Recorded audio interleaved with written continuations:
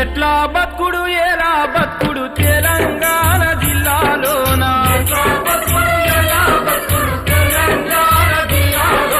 lathi తూటల రాజ్యమాయ Telangana పల్లెలోన